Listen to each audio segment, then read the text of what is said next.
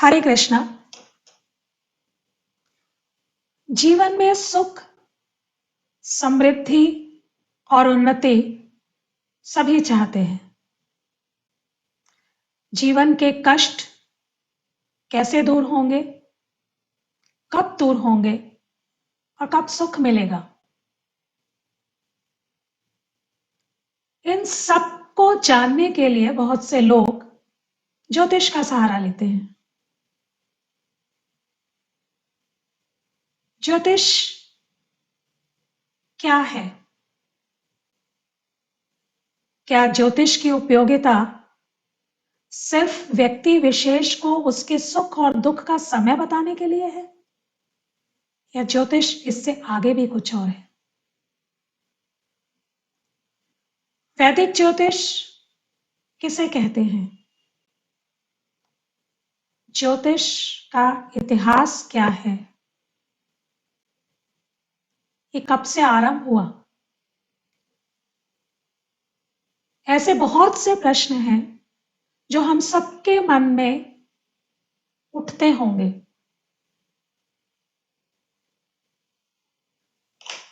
नमस्कार, मैं ज्योतिषाचार्य प्रीति अपने इस पहले वीडियो में वैदिक ज्योतिष का परिचय, उसका इतिहास और उसका आधार, इन प्रश्नों के उत्तर के साथ उपस्थित हुई हूं। मैं प्रयास करूंगी कि आपकी ज्योतिष संबंधी इन जिज्ञासाओं का उत्तर दे सकूं। ज्योतिष वेदों पर आधारित वह महान ज्ञान है जो आकाश में विचरण करने वाले ग्रहों के साथ साथ राशियों और नक्षत्रों का अध्ययन करता है।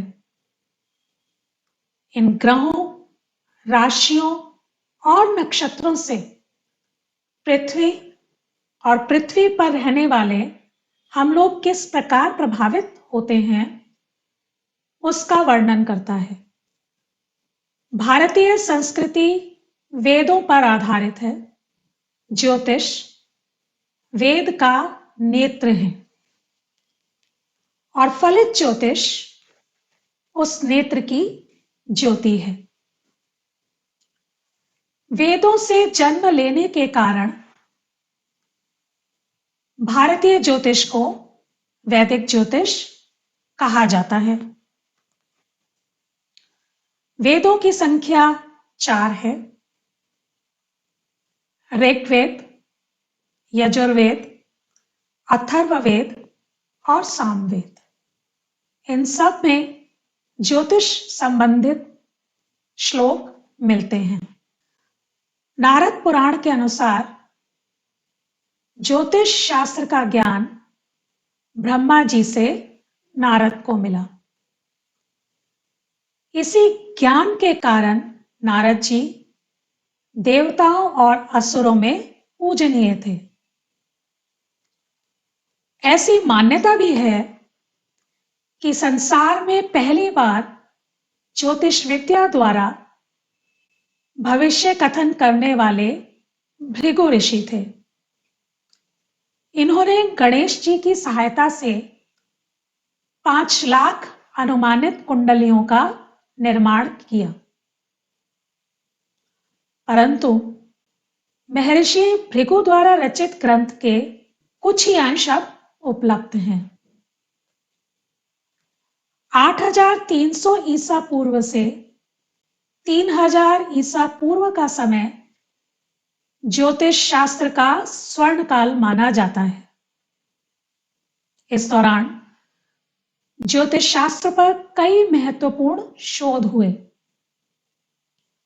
इस काल में 18 प्रमुख ऋषियों ने ज्योतिष शास्त्र को विकसित करने में महत्वपूर्ण योगदान दिया।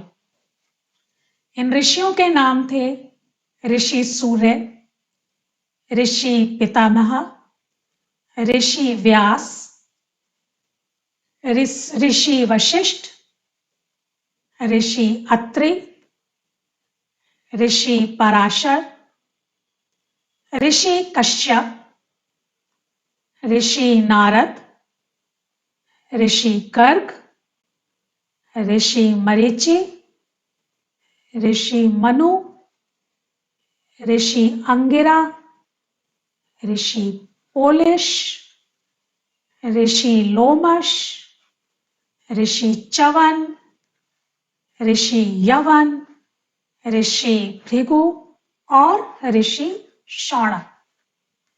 इस काल के अंत तक ज्योतिष शास्त्र वैज्ञानिक तौर पर विकसित हो चुका था। वर्तमान में ज्योतिषी ऋषि पराशर द्वारा रचित बृहद पराशर होरा शास्त्र को आधार मानकर भविष्य की जानकारी देते हैं। वैदिक ज्योतिष की प्रमुख शाखाएं हैं सिद्धांत शास्त्र, इसमें ज्योतिष संबंधी खगोल शास्त्र और गणित शास्त्र आते हैं। दूसरा है फलित शास्त्र या होरा शास्त्र,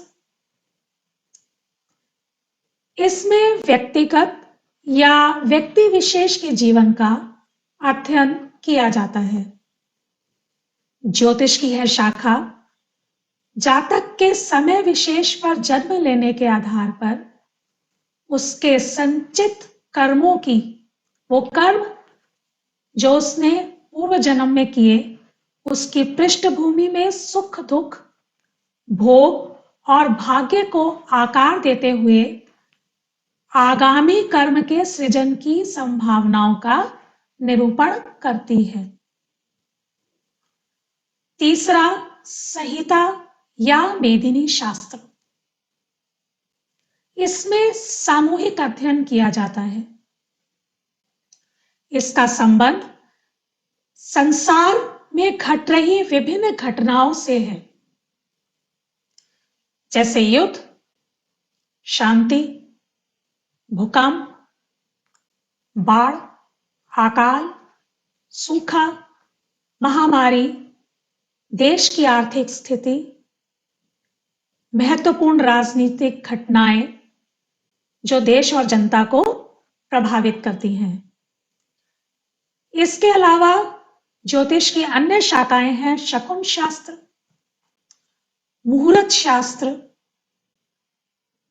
और प्रश्न शास्त्र। ज्योतिष शास्त्र जीवन में जो सुख और दुख आते हैं या जीवन की जो घटनाएं होती हैं,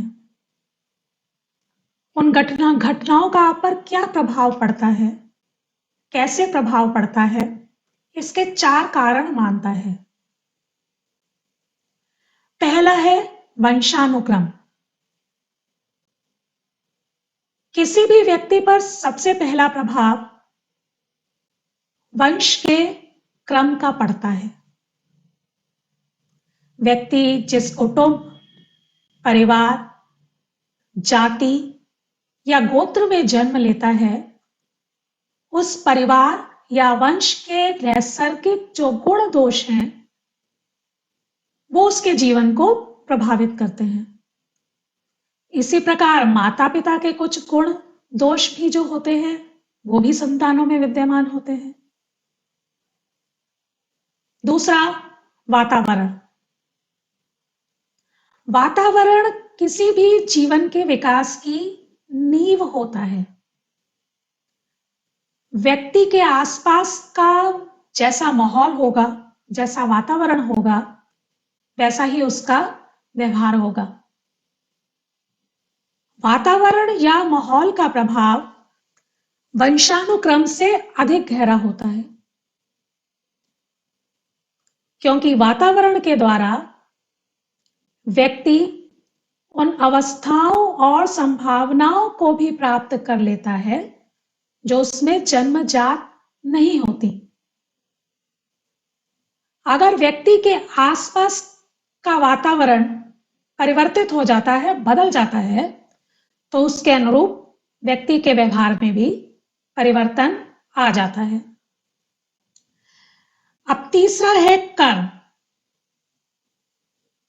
कर्म से अभिप्राय जीव द्वारा किए गए क्रियाकलापों से है। व्यक्ति चाहे शारीरिक रूप से कार्य करे या मानसिक रूप से कार्य करे, दोनों ही कर्म है। गीता में भगवान श्री कृष्ण ने कहा है, कर्मण्येवाधिकारस्ते मा फलेषु कदाचन। कर्म किया जाए परंतु उसके फल के बारे में ना सोचा जाए और ना ही कोई इच्छा की जाए। यदि हम अपने कर्म के फलों की इच्छा करते हैं तो मैं का भाव, अहम का भाव उत्पन्न होता है। प्रकृति की विशेषता है कि वह अपने आप को दोहराती है। व्यक्ति जैसा आचरण करता है, जैसे कर्म करता है, उसी के फल स्वरूप उसे अपने कर्मों का फल मिलता है। व्यक्ति अच्छे कर्म करेगा तो उससे फल भी अच्छे प्राप्त होंगे, और यदि व्यक्ति नीति विरुद्ध आचरण करेगा तो उसके फल भी दुखद होते हैं। चौथा है काल। काल या समय इस जगत की सर्वोपरि शक्ति है जो निरंतर अपने प्रवाह में चलती रहती है। समय पर ईश्वर के अलावा किसी का बस नहीं है। समय का प्रभाव विभिन्न कालों में, इतिहास के विभिन्न कालों में पीढ़ियों पर पड़ता ही रहा है। चाहे वह इतिहास हो या आज का वर्तमान हो या भविष्य की सोच हो, इस काल या समय को ज्ञात करने का एकमात्र माध्यम ज्योतिष शास्त्र है। ज्योतिष शास्त्र काल के विभिन्न अवयवों का निर्धारण करके विभिन्न समयों में होने वाली क्रियाकलापों की जानकारी देने में सक्षम है। महर्षि भृगु ने कहा है, भाग्यन्ते पुनः भोग्यर्थे आगतो वसुधा तले, अर्थात शेष बचे हुए कर्मों और उनके फलों को भोगने के लिए यह जीवात्मा पृथ्वी पर पुनः पुनः जन्म लेती है। शेष कर्मों और भविष्य में किए जाने वाले कर्मों के संबंध में अगर कोई शास्त्र है जो इसकी जानकारी दे सकता है तो वह सिर्फ और सिर्फ ज्योतिष शास्त्र ही है। धन्यवाद।